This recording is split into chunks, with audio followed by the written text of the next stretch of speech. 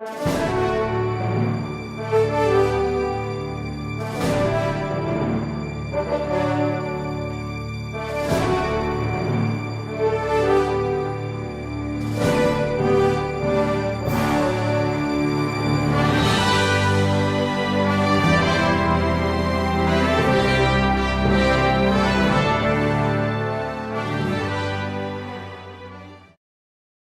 a communist and as a Communist Party member, Yeah. because I think that is always what I found very special. Since the age of 17 officially until now, and I'll continue. I have not always been a party member for a variety of reasons, but always a communist, but always trying to be a party member. No, even if I do not necessarily agree. Now, in Egypt, I have recently published, the book came in Arabic first, but it came in French also, but not in English. The documents, some documents, which I felt very crucial, at a crucial point in time, 55 to 57, that is just before Bandung and after Bandung, and in the Egyptian case, the Suez Canal nationalization and the war of October 56, and then 57, the massive nationalization and the beginning of so-called socialism. I found that these documents were very, very important to be known now. They are unknown now, forgotten. The general public, including the politicized public, do not know them. And even among the younger communists, except those who have more than 80, they have not participated to that. With my analysis and comment today. But I published the document because a reader, I said a reader is not necessarily, should not be necessarily convinced that what I'm saying, my analysis, is just imagination. No, it's not out of the blue. Here, if you want to control, you have the texts. Now, what does those documents show? It shows that there was a internal confused debate, very confused debate, through two understanding of what is the revolution needed, in that case in Egypt, but I would easily generalize it. I said for the South. Is it a very conventional, rigid, pseudo-Marxist, but even if it Marxist, historical Marxism, understanding that is a popular, democratic, bourgeois revolution preparing the eventual move towards socialism, or a national popular democratic, not bourgeois democratic, which is different. Now, my personal understanding was that the first line, the national bourgeois democracy, was supported by the Soviet as the task today, because it is anti-imperialist, and that's enough. And the bourgeois can lead some bourgeois can lead an anti-imperialist. It looks like the support of the Soviet to Kuomintang previously, and not to the communists. The other was inspired by Mao's New Democracy, that it is a democratic popular, which means excluding the bourgeoisie from the alliance, which means basically a alliance with the peasants, the vast majority of them, who are landless, poor and middle peasants, but also the urban, let's call it petty bourgeoisie, lato sensu, not only the nucleus of industrial working class, but also the petty bourgeoisie, and also the urban poor, which we would say today the informal sector, survival activities, forms of activities. How to invent a proper form of democracy and institutionalize it, that is, have laws and rules, not just words and slogans, the working of such a democracy. There were these two ways of understanding, but why they were confused? Because at that point in time, the method still used by the communists was reading and reproducing, either reading Pravda or reading Mao, as two sacred productions. And if you don't find an argument already written, either by Lenin or Stalin or Mao, then you are out of Marxism. Which made the debate very confused. I think this debate is a continuous one and will continue. Because what we had is, after Bandung showed two ways. One was the Chinese one, which was the Maoist one at that time. And similarly, the Vietnamese, very close to it, very similar to it. And a little later, the Cuban one, in spite of their strategic alliance and dependence on USSR, a similar thought.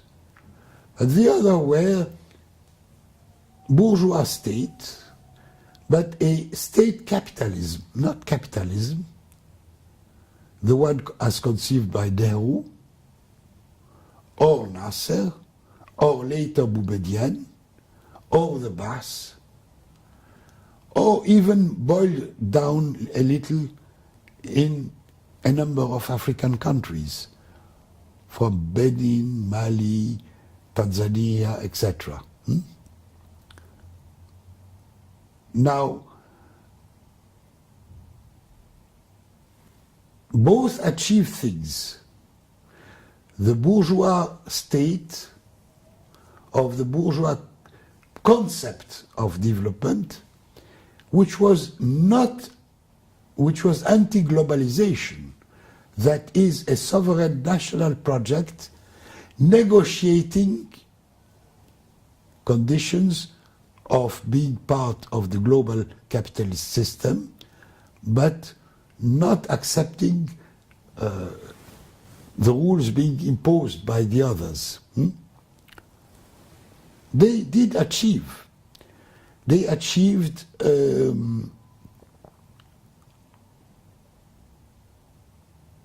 beginning of industrialization with a predominant place for the public sector, but associated to local private sector, reducing the status of subcontracting comprador type. They achieved more massively education, health, which allowed children of the popular classes to move up into the middle classes, which was giving legitimacy to those systems, because the poor peasant in Egypt would say, nothing will change for me, but out of my children, one will be doctor, the other will be army officer, the third one will be I don't know what. And it was true. So that upward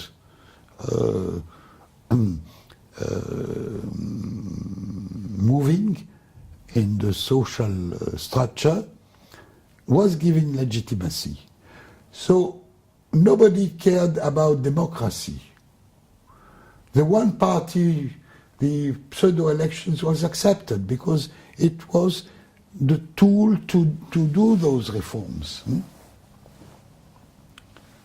But that came out of steam very quickly. Once they had achieved that, it took 10, 15, 20 years. So what? Now what? And it was at that point where there was the counter-offensive of liberalism that they, in order to remain in position of government, in service, in state, accepted moving into neoliberalism, opening. The word opening, infitah in Arabic, was used as of 1970 in Egypt as the new policy is opening, infitah. So, and that changed completely from a pattern of that kind to a pattern of that kind. This is important to see the difference. You have the same genie in the two cases, but not at all the same meaning, social meaning. If everybody is benefiting even a little, or if most are losing, it's different. So, with the same Gini coefficient. So, I would say this is accepted inequality, unacceptable inequality. So that was the end of the... Now,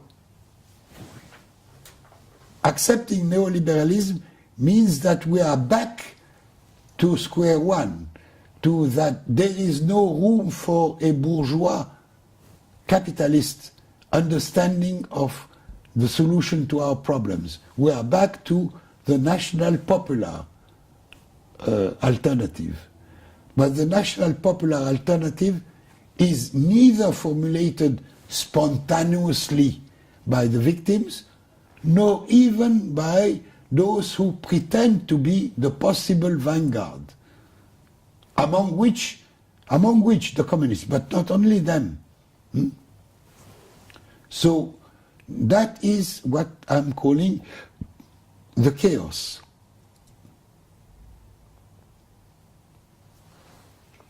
And then in all this, then how about the kind of positions taken by the Communist Party of Egypt? Maybe you could also give us an outline of the Communist Party. No, the Communist Party starts to be not so bad in the sense that, on paper at least, it is working, and it was working with the people in order to put a program, a detailed program, with responding to the real needs and demands, a possible one, which means that it doesn't imply that we move totally out of the present globalization, that is feasible in the sense that another system of taxation can produce enough money to finance it, feasible in the sense that it doesn't generate a deficit in the balance of payments and therefore the need to go to debts, foreign debts and so on, something realistic, feasible. And the work done in that range of things is not bad, but it has to be translated in action. It has to be absorbed by the people in struggle as their demands, not demands suggested to them by others. And this is a matter of organization and struggle, not of...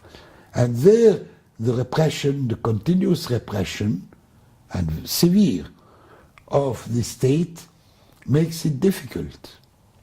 The real access to the struggles. The struggles are there, but the communication between the struggles is made difficult.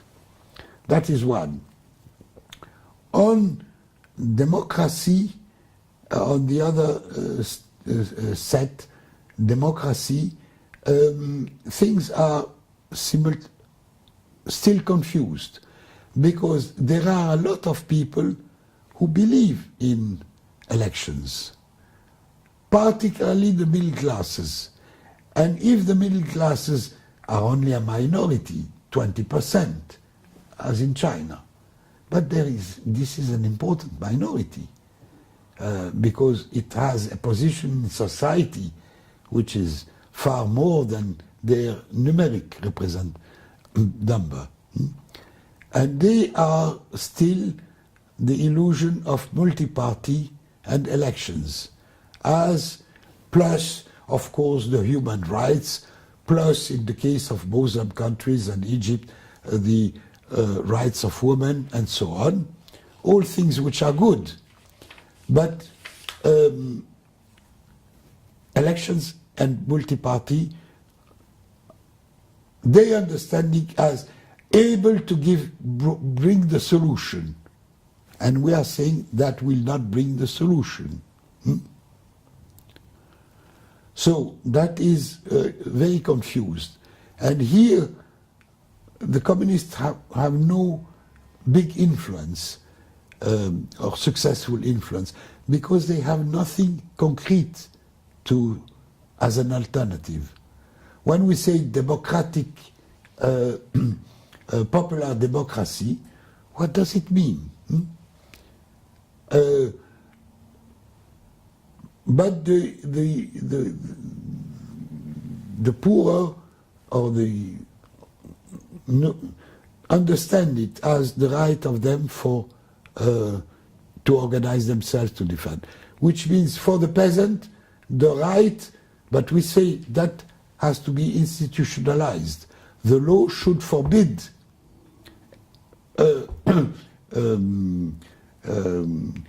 taking over the property of or the rent of the land for the poor and middle peasants.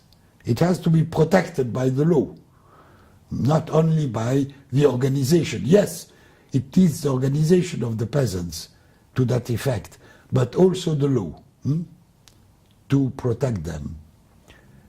And good part of the middle classes is, why the law? Private property and market is not so bad. They still believe that. The speeches we heard here from so-called communists on the virtues of the market and globalization. So that is.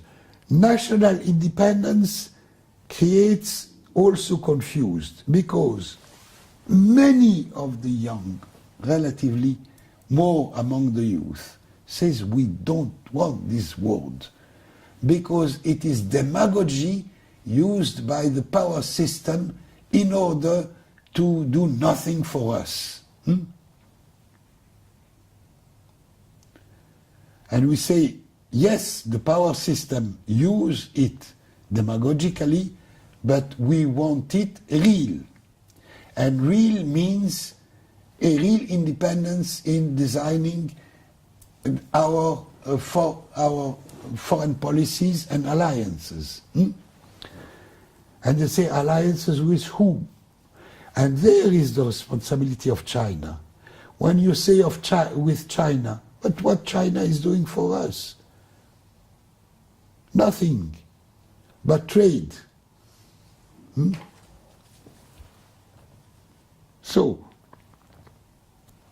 this is why Russia is more popular. It is capitalist, but it is moving in actively.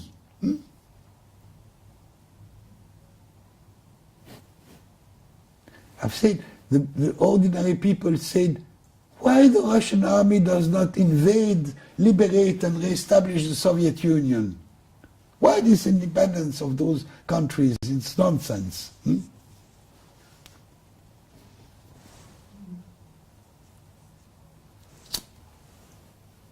So, the debate on the national issue, the three debates are confused.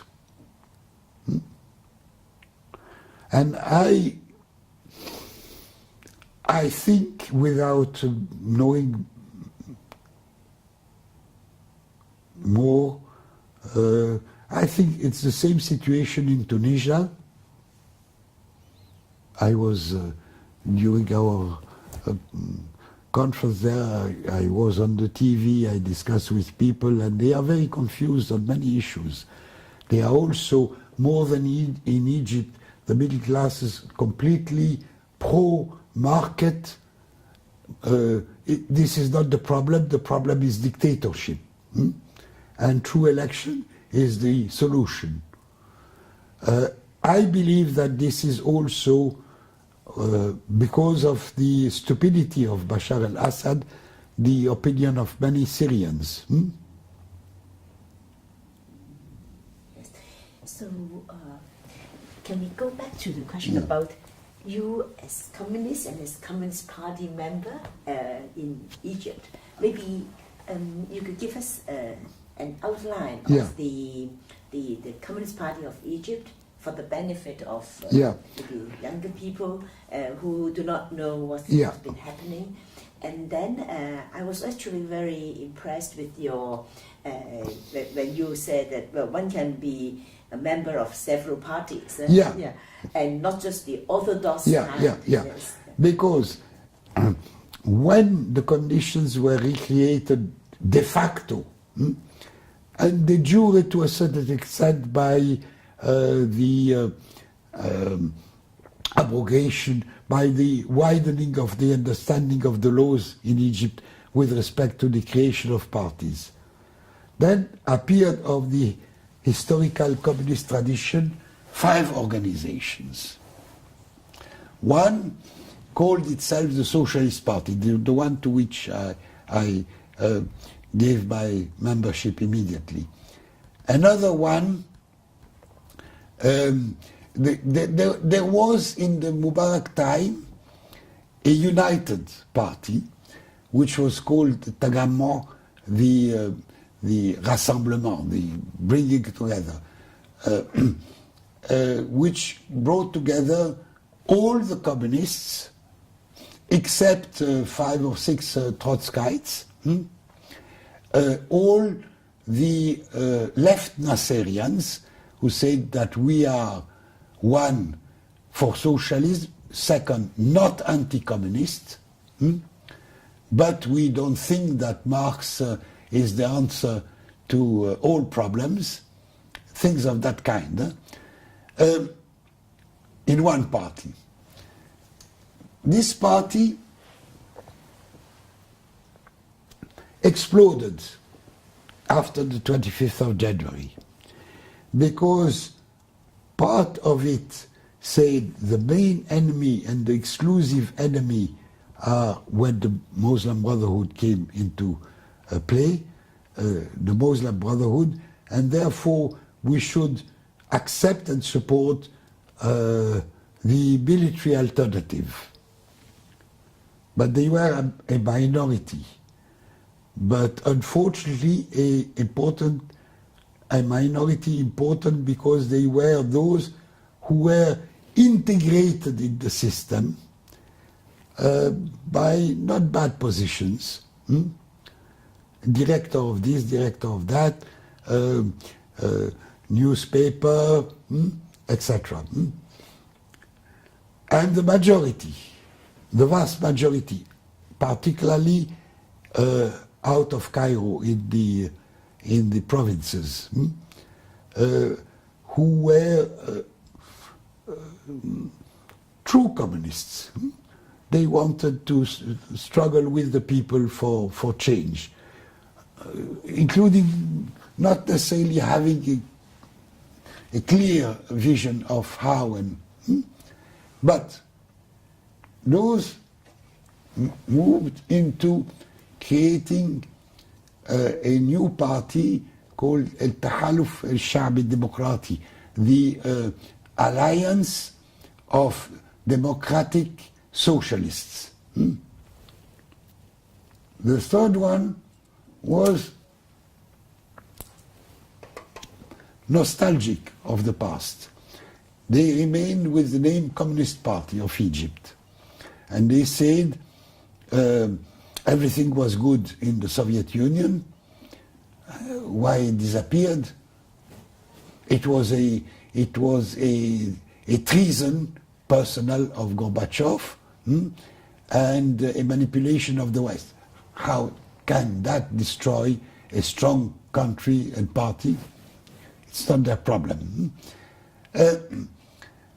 But not antipathic in their behavior, daily behavior, but still very, very nostalgic and dogmatic. And the fifth, the Trotskyites, who before had never no existence in Egypt, and appeared with the curiosity following the British Trotskyites of an alliance with the Muslim Brotherhood against the main enemy, which is the military dictatorship. Now, that is, now, many of us in the four, not the Trotskyites, they remain and they want to remain independent and have a completely different line, but they represent nothing. A few intellectuals, including good intellectuals on other sides for their intellectual production, but nothing more. The four others, we said we should come together. Now, the Socialist Party, the leadership of it was one person, Ahmad Bahaiddin. And for reasons which are absolutely unacceptable, he thinks that he is the better in Egypt and he should be the leader. And we say, no, we are going to try to have an alliance, a deep alliance, not just tactical alliance, and therefore there will be a collective leadership of many people.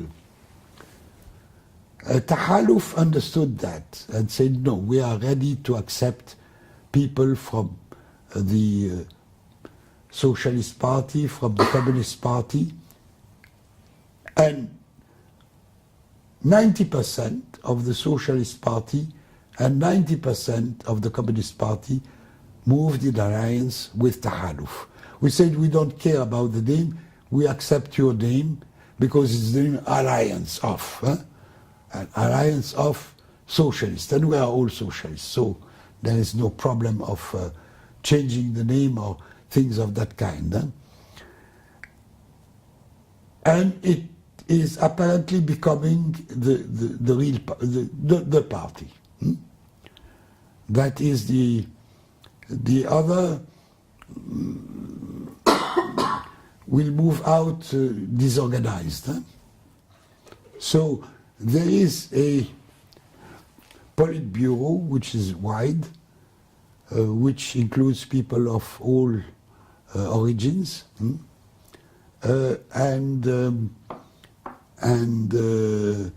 it is not operating exactly along the so-called democratic centralism, the majority, the decision, and it should be implemented by everybody, but by attempt to consensus and common action. So then the original four have dissolved, or they are still in existence? No, they have dissolved themselves. Dissolved to form this bigger. Yeah. Oh, okay. So we are progressing. But we have a tradition in Egypt which is a very bad one, which is the competition for leadership. Very personalized. Now, Hamdin Sabahi, for instance, who had got the 5 billion votes.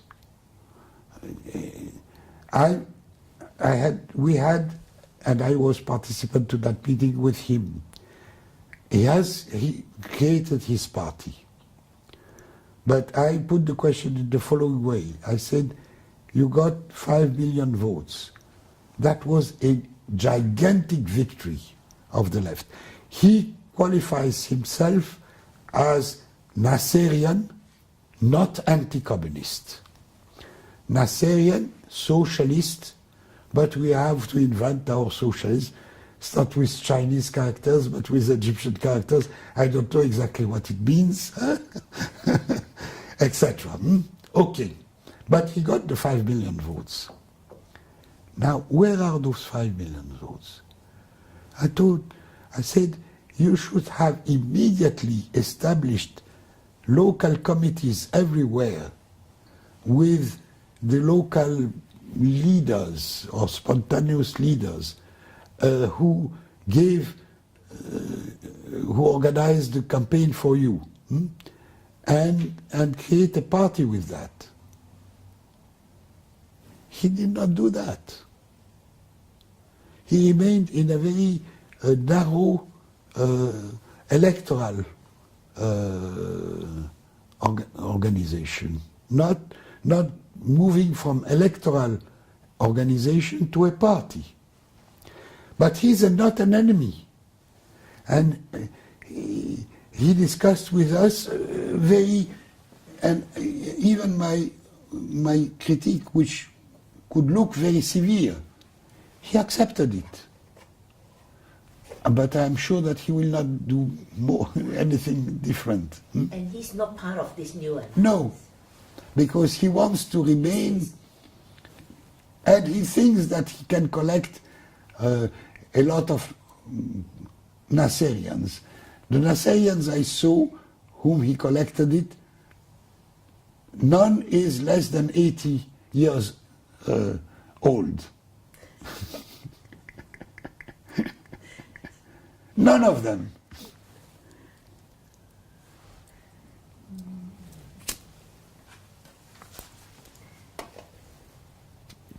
I went to visit one of them, Muhammad Faye, who was a minister in the time of Nasser, who had been imprisoned by Sadat as belonging to the left Nasserian group. And he has forgotten nothing and learned nothing. He is living in 1956.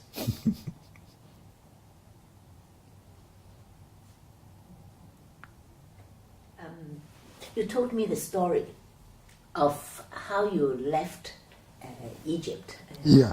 So maybe could you capture those moments of how you left Egypt, the time, and then how you came back. Yeah. So those two moments of your life. Yeah. Yes. No, well, I left Egypt because I was going to be arrested, and I knew that I had something like 3 hours, but I used them, I think, efficiently. 1.5 hours later, I was in Port Said. I had a gigantic advantage. It was the popularity of my father, who could do anything, and he took me. I told him I have to leave, and he understood immediately. And he took me, and he says, we go to the harbor, and we could move into the harbor without being controlled by anybody. Go on a boat. There is a ship which is leaving the harbor. Let's go to that ship, to that, and we went up. What is it about? And my father says, my son is here. He will travel with you. How much you want? They said so much. He gave the double. And that's all. So it was, and he could, we entered the harbor by one door, and we were two, and he came out by another door alone, and nobody controlled anything. That was the, and I thought that would be, thanks to, my father was he was never a communist, never, but he was a Maoist without knowing it, because he organized eradication of, he was a doctor, eradication of paludism in Port Said with Maoist ways, I mean with mobilizing the people, no cost, and so on, and it was totally successful. That gave him a terrific popularity, so that after that could do anything. So I said, if I go to the airport, I have to go through the police, to find an air flight quickly, and it's not sure within Port Said is sure. But could you tell us the circumstances of why you had to leave Egypt? Oh, it was. They knew nothing about No, this. it was very simple. 1975, after Bandung and after the war of October 56, communists were accepted by the Naserian regime, to the extent that the organization which was created to organize and control the new public sector, the leadership was given to a communist, Ismail Abdullah, a friend of mine, elder, not 5 years or 5 years elder or 7 years, not much more, and we were personal friends. And he asked me immediately to come as his assistant, which I accepted. And I was working, we were working, we had a small team, we didn't want to create a big bureaucracy, but to start the thing. The thing was moving ahead, not bad, taken all the objective difficulties and problems. And simultaneously, we were in the same party, the Communist Party, and then came the 57, the preparation of the unity of Egypt and Syria. Now, this unity was achieved in 57, 58. It was done in a very, very bureaucratic way and undemocratic. by an alliance of Nasserians and Ba'athists, and a fringe and a segment of the Ba'athists in Syria. And it was a kind of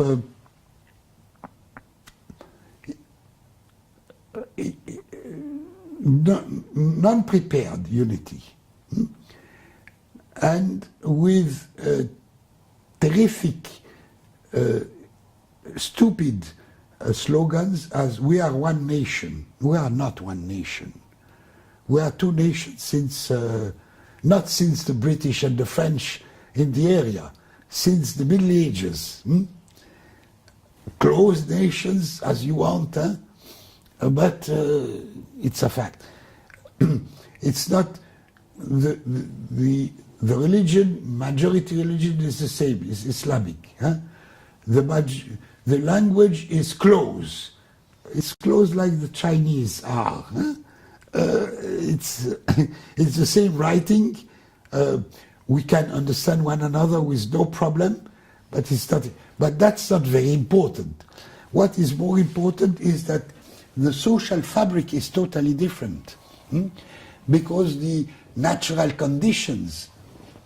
Egypt is a country which has begun 3,000 years before Christ, and we have always the same administration. Since 5,000 years we have the same administration. The provinces, the boundaries of the provinces of the valley, not the desert, these are new ones, of the valley and the delta are the same as they were 5,000 years ago. And the names of the capital city are the same as 5,000 years ago. So, it's not to be proud of that, but this is a fact. It's a nation. It's not a new thing, a fabrication. Now, Syria, there is one thing which is big Syria. The real Syria is Syria, Iskanderun, which is Turkish now, Lebanon, Palestine, and Jordan. This is one country, and it is one nation. The capital has always been Damascus.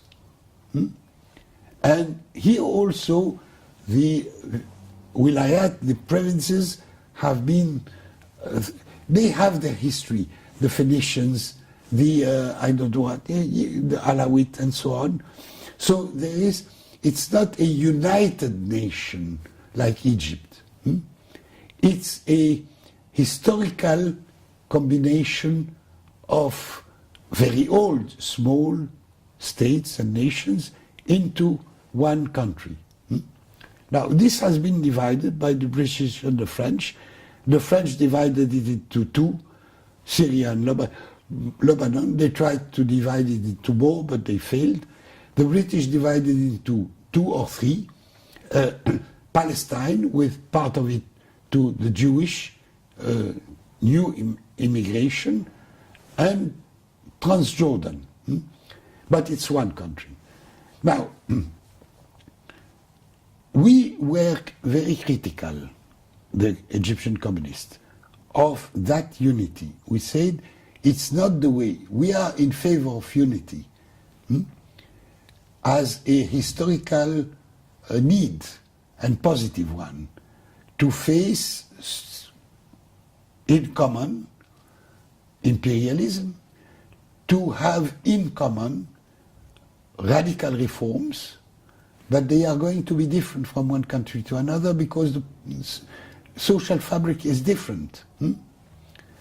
And we cannot accept that in the name of unity, people of Cairo, because we are in more number, will rule everybody. No, the people of Damascus have to rule their own country, their part of the country. This is elementary.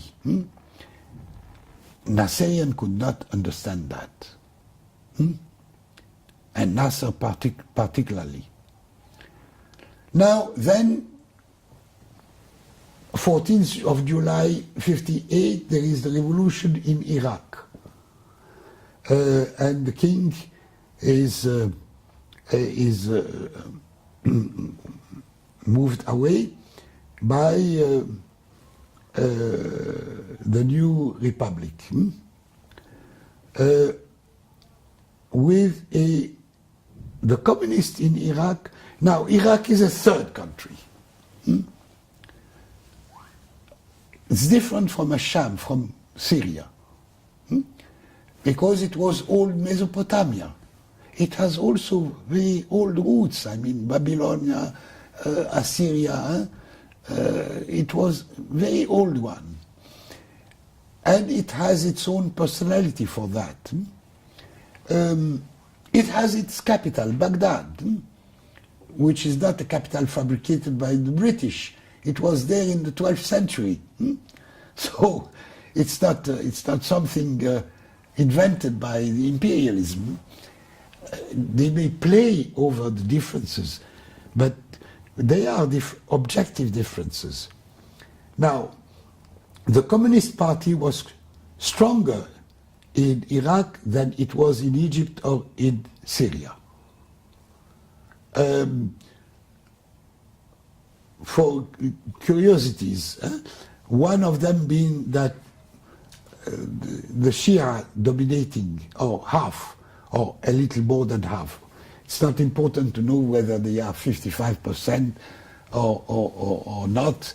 That is a dispute between the so-called leaders of Sunnah and Shia. We are the majority, we are not the majority. Equal, say. And those Shia, because they have been a minority in Islam, a minority who never got the power except in Iran, a non-Arab country, never got the power, they consider Sunnah as Islam of power. And they are Islam of non-power. So there is a tendency to be a little more revolutionary, a little less not respectful of power system. And therefore the Shia, it's very interesting. If you look at the names of Iraqi people during the past 50 or 100 years and position, Shia produces two types of people. In the modern time, communists and theologians. And Sunnah produces bureaucrats, technocrats, businessmen. Very, very different. It's very interesting to see. So the Communist Party was stronger for that reason. Probably it had a majority of membership among the Shia, but they never said it, because they said we are an Iraqi secular party. We are not the party of the Shia, we are the party of the Iraqi proletariat and popular classes, etc. Which was, to a certain extent, right. Now, therefore, the regime was more left than the Egyptian one of Nasser, for that reason. The communists were immediately integrated in the ruling system, in the ruling government. And there was, therefore, a terrible debate between Nasser and the Iraqi leadership, anti-Iraqi. And we Egyptian communists took the position of defending the Iraqis, saying that their model is better than our model. And we should have not a unity, a strong confederation of three countries, Egypt, Syria and Iraq, but maintaining some differences, because we were thinking that we would benefit from one of them being more advanced than the others. That made Nasser furious against us, and he decided to repress the communists. And Ismail, who was the director of the Bouassassa, where I was his deputy, was arrested. I knew that that meant that I would be arrested a little later, but for sure. But I was with Fawzi Mansour, who is another old comrade, who is in bad shape now, he's 92. I saw him in Cairo, of course, I always see him. Fawzi, who took over the leadership of the party after the big arrests of January 59, told me, I don't know how we shall try to resist, we shall try, but if I am arrested, it means that the next day you will be arrested. And when he was arrested, it was in December 59, I thought that it's my time, and I escaped on the, I think it was the 6th of January next year. And then your return. And then I returned. Then I was on the list of people who, if returning, should be arrested. And that went for a long time, for something like 15 years or so. And then they decided, probably because of my success elsewhere, that I should be brushed out of the list of people to be arrested. So I decided to go back. And that was? And that was exactly in 81, after the assassination, because in between there had been the assassination of Sadat. But before the assassination of Sadat, he got mad against the communists. He was always anti-communist. And he had put me back on the list of people to be arrested. So I had to, but he was assassinated a few months later, or a few weeks later, and Mubarak, who took over, was compelled, or had decided, I don't know why, that the last decisions of Sadat were stupid and should be brushed out. And it was in 80, and in 81 I immediately moved back.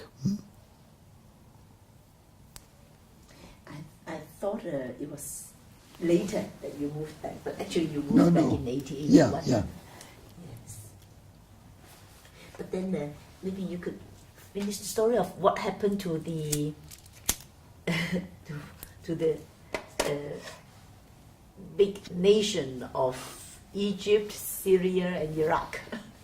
Now it is divided more than ever, and the Muslim Brotherhood, who have established themselves in the three countries, and in Palestine, in Gaza, they are ruling Gaza, very unfortunately,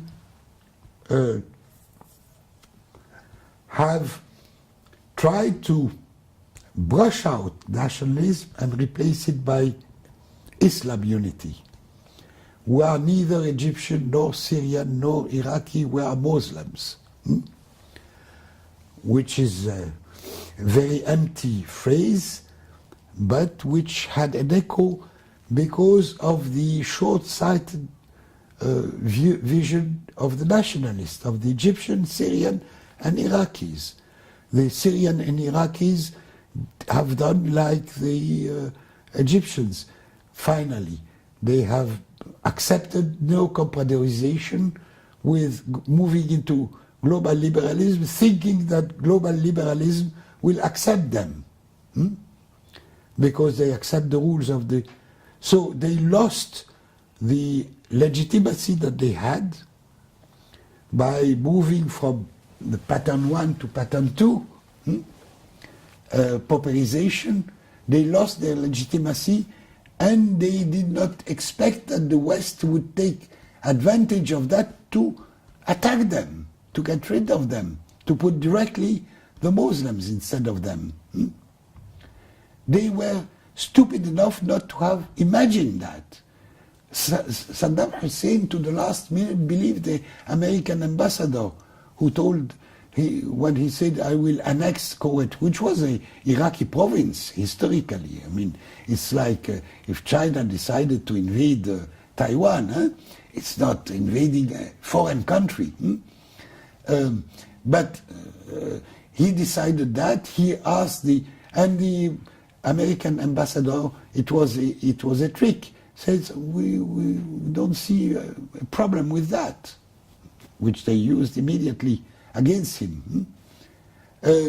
So that shows how narrow they were, how narrow Bashar al-Assad is, not to have negotiated from the start, understood that if he doesn't negotiate with the real popular democratic movement, he will be attacked by the Muslims and by the West simultaneously.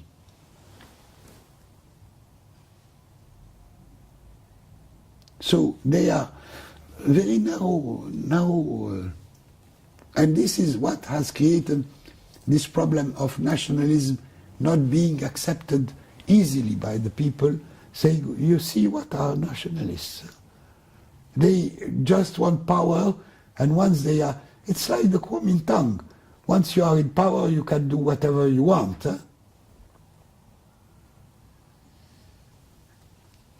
Maybe we can conclude this particular session by looking at the new geopolitics of the U.S.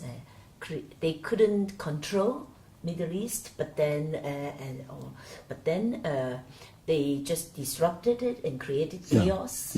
And in a way, that's objectively also advantageous to them, with all the divisions. You see, and of course, Russia is now coming in a different way. See, and I'm right. I have written something on that point in my paper.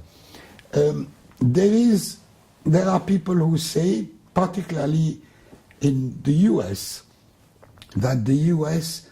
have not the strength to manage the whole planet exclusively by themselves, and that for the Middle East we cannot manage it, but we can try to keep chaos continuing. Chaos is a drama for them, not for us. It's a drama for the Europeans also, but not for us. The main enemy is China, and therefore we should move our attention to reinforce the countries around China. First, remilitarize Japan. Second, reinforce our military presence in South Korea and use the dispute with North Korea and so on in order to justify that. Fourth, to reinforce our presence in the Philippines, in Indonesia, perhaps even in the silly dispute between China and Vietnam, take the position of Vietnam in order to isolate China, and reinforce our military presence there. Because nobody knows. Someday perhaps we'll need to have a war against China. My comment of that is partly true. And they are moving indeed towards East Asia. But they are not abandoning the Middle East. Now, they try to maintain the chaos, but one, they have failed with the main country, Egypt. Egypt is not in chaos. Problems, but not chaos. Second, they are not winning in Syria. They are not yet being defeated. but they are not winning as they thought they would. My opinion is that they thought that after the victory in Syria, they would attack directly Iran. And they fabricated this, they gave importance to this affair of nuclear weapons to that effect. But Iran was very clever. It negotiated instead of keeping, because I wrote that they thought, even if we produce 2 atom bombs, Israel have 200, and this will be a very good pretext for them to take for the Americans, and the Americans will help them destroy us. What are we going to do with the 2? Let's postpone that. We don't need it. We can do it at any point in time, but we don't need to do it. It will be known, cannot be hidden. We can see it with the example of North Korea. So they were clever to do that. The calculation of the US is that will bring back Iran to become, if not really an ally, at least a neutral power, accepting our rule of the Arab Middle East and being neutral in that. But the Iranis do not seem to think in that way. They think that, on the opposite, the fact that the US have been compelled to accept the negotiation is a sign of weakness. Then we are an active actor in the Arab region. Now, the Western propaganda said it's the Shia who is trying to expand, because half of Iraq is Shia and 2/3 of Yemen is Shia. But it's not that. That is a tool. It facilitates things. But Syria is not Shia. It's majority Sunni. But the power is Shia. Alawite are closer. They are not Shia. They are something very curious. A mixture of Christianity and Islam. So we are a partner. And I think they played a role in convincing Putin that you have a role. And one of the Chinese proposal is a good one if it is taken seriously. The Silk Road. The Silk Road, it's a name, means building alliances between China, former Soviet Central Asia, which neutralized the Uyghur potential anti-Chinese, Russia, Iran, and through Syria going to the Mediterranean Ocean. But until now, this is followed by no concrete things. It's a word, the Silk Road. I think it has to be translated. It's not a road for trade. It's a road for political alliance. And political support. The media, the Chinese media, should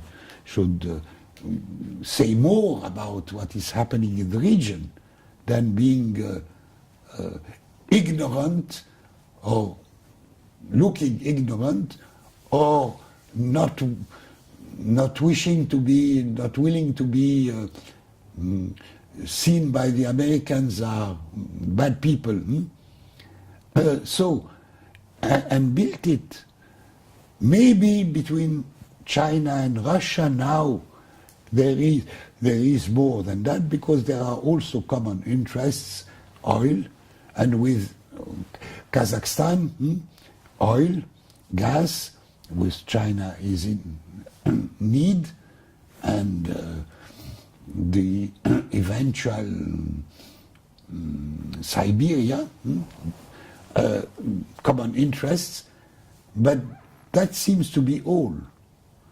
It needs to be more than that. It needs to go further into what is the policy of China for the Middle East. Now, China, as Russia, have learned from the experience of Libya. They have voted in the Council of Security accepting the NATO, and having been, as should have been expected, betrayed. That was not to protect people, that was to destroy a country.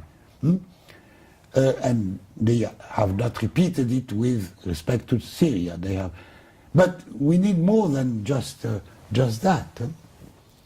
As I said, the moving in of Russia in the region is looked at by the Arab people as positive, including the government of Iraq.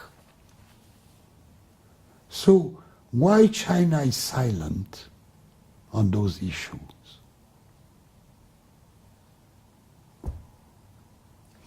It thought, I think China thought that it could be, well, it would avoid anything that would look antagonistic. Yeah, but it's And the in blah blah. relation to Nepal, It's the blah blah on the long coexistence. Say long war.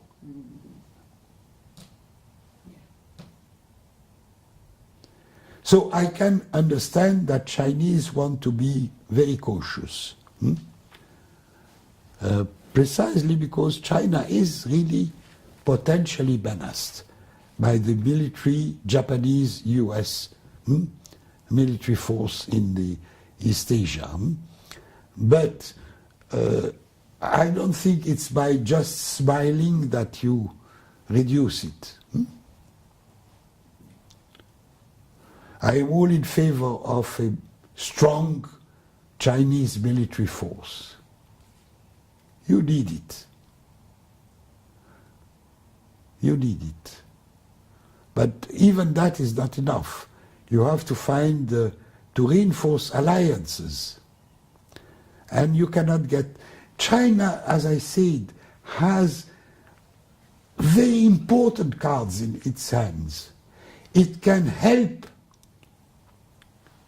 countries of the South who start moving, because it can provide what the West will never provide, a support to industrialization, technologies, not only trade.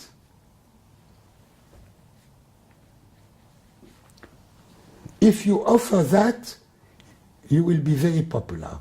Presently, China is not popular. China is the country which does exactly like the West. Land grabbing, selling cheap products, destroying our industries. What remains of it, because the West has destroyed it. But still, that's all.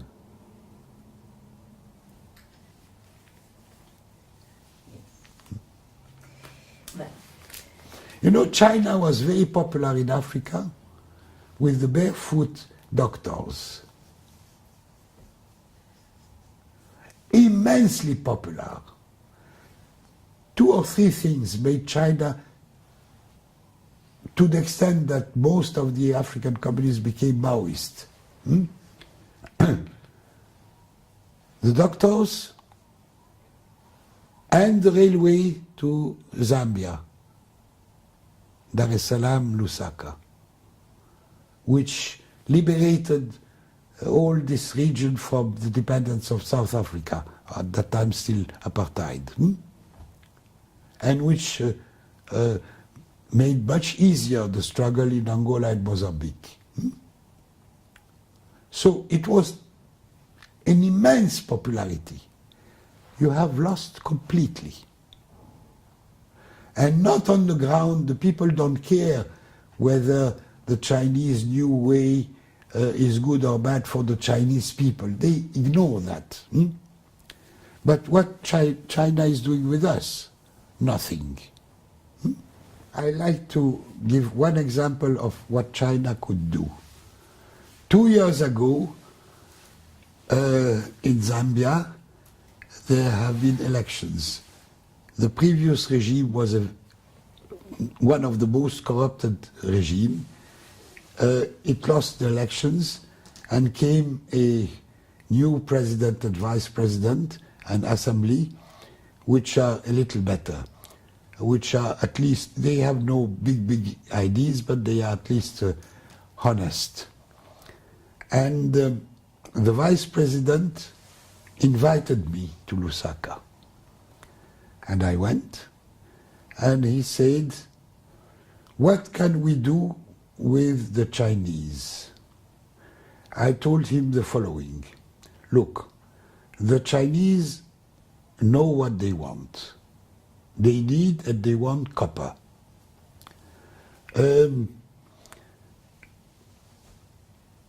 But that is a very good opportunity. First, you can discuss with them how they can get copper guaranteed to them by producing, eventually investing with the state of Zambia. Personally, I would prefer a state Chinese enterprise, but even if it is a private Chinese enterprise, with the state of Zambia and with the agreement with the state of China, with China, to invest and guarantee that the production will be sold to China. You can negotiate how you will determine the price, accept the world price, fix it in advance and put rules. That is okay. But also you can ask in counterpart China to help you reconstructing the railway, which has been destroyed by the Israelis, reconstructing some local Zambian industries, providing the technologies, an agreement which would it's not a donation from China money.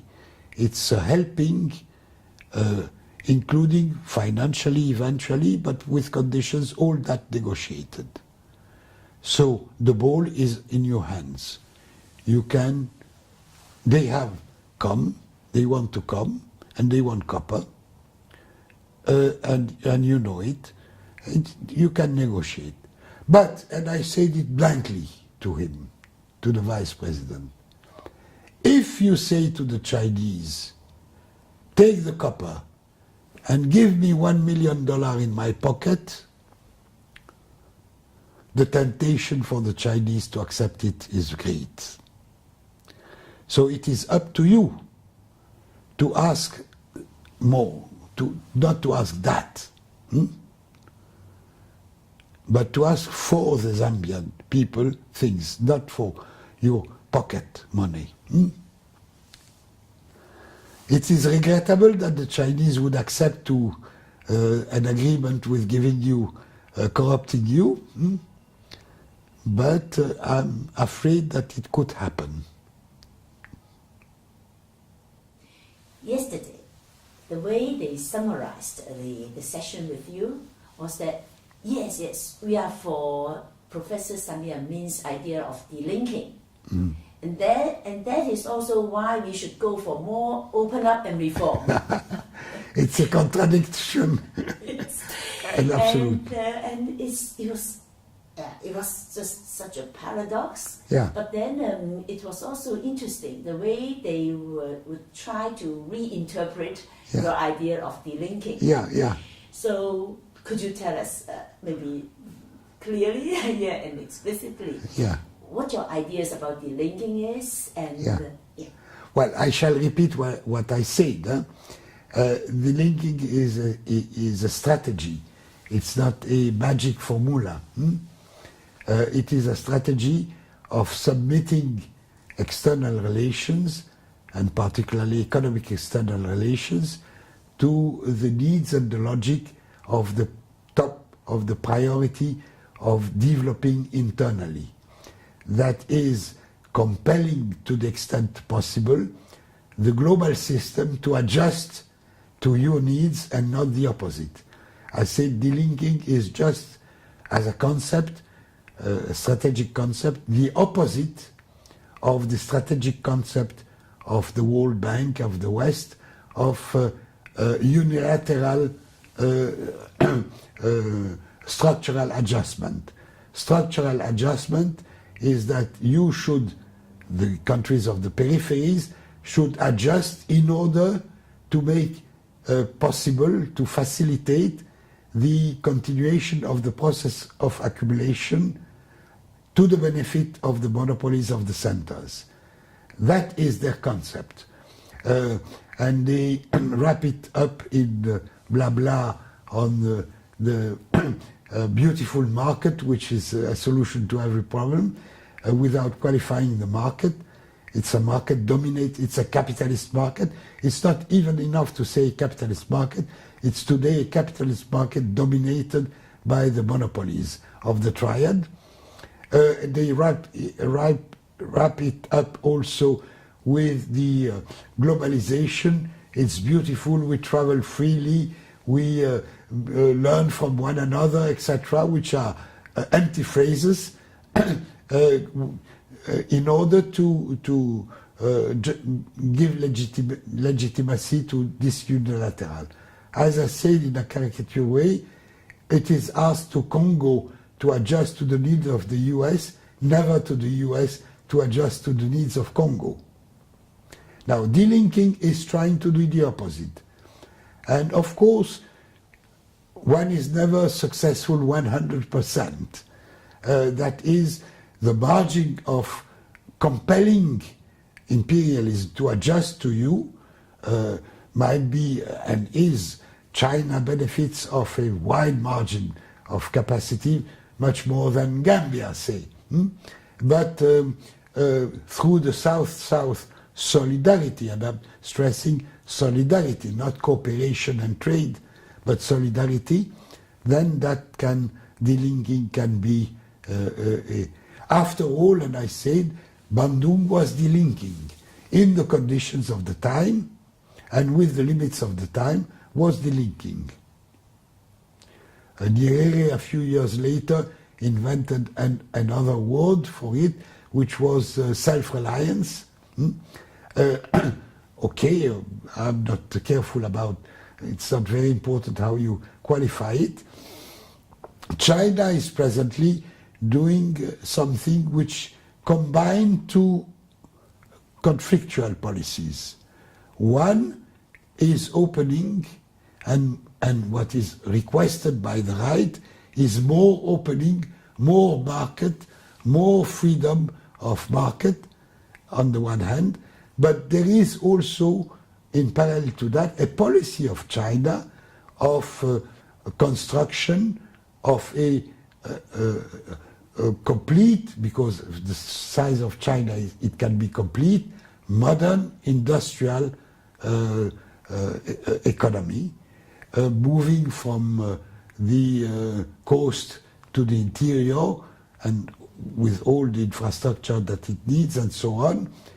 And hopefully that industrial building can be in the service of mass consumption, of moving up the consumption of the majority, not exclusively of the middle class of 20% of the population of China. But this also in the case of China has to be more than it is, organized, combined with the revival of the peasant agriculture and the modernization without moving to marketing, to moving land into a market commodity.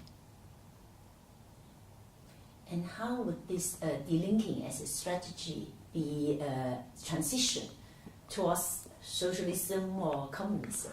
I think it prepares better conditions for eventual gradual socialization of the management of the economy and the society.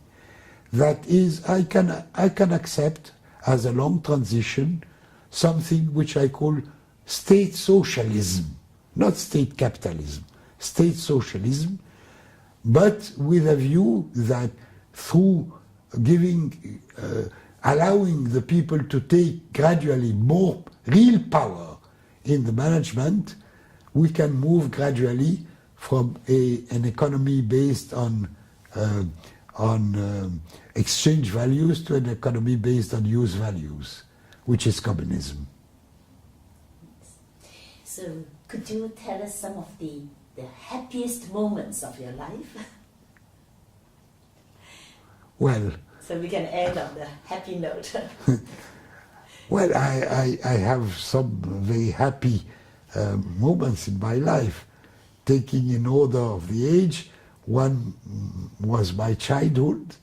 I was very fortunate, not in material way, but morally with my father, mother, but more even my grandfather and my grandmother, who played a crucial role in my political awareness.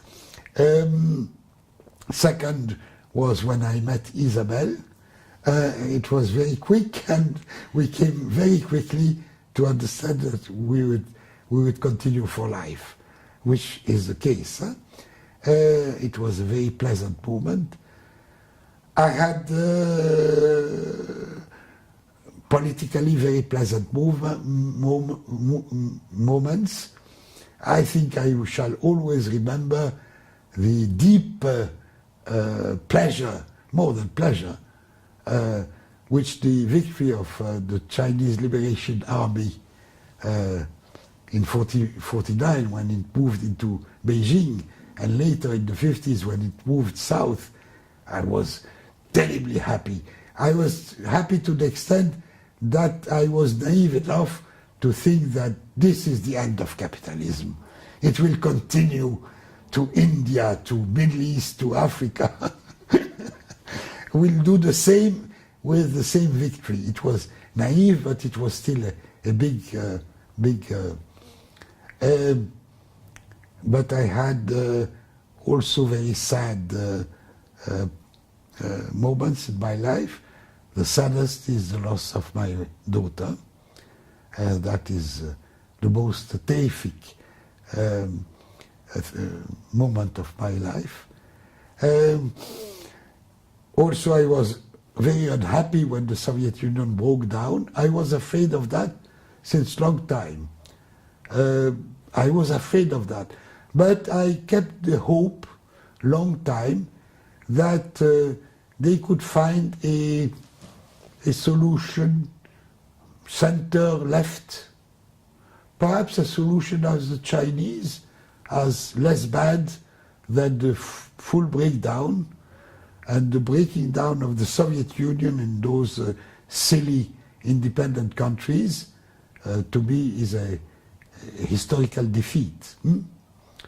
But we bear communism, historical Marxism has a responsibility in that, a major responsibility in that. I hope that in the future we'll have some good news. For the present, for the Middle East, it's rather bad news. I mean, the wave of Islamic fundamentalism and incredible stupidity and criminality of those regimes, we have not yet finished with that. It will take long time. It will take more more time than just defeating them militarily, which I think will come, but more time. One of the reasons is that one of the things which make me really very sad is the degradation of education. In Egypt, education has become associating two silly things. One religion and the other is business. Full stop. And I would say that in order to help building a critical citizen, a citizen who is able to use his brain and with a critical thought, you have to stress in education of what is considered by the World Bank as useless. That is philosophy, history, social reality. These things which are considered useless for the market are necessary for creating a real human being. And this has been totally destroyed in the case of Egypt. And I think in the case of many countries. So when you mentioned one of your happy moments, it was the Chinese Revolution, and you were 18 at that time. Yes, yes. But that did not stop me from being, and this is perhaps why I was so naive, and I thought in the coming years it will be the whole of Asia and Africa.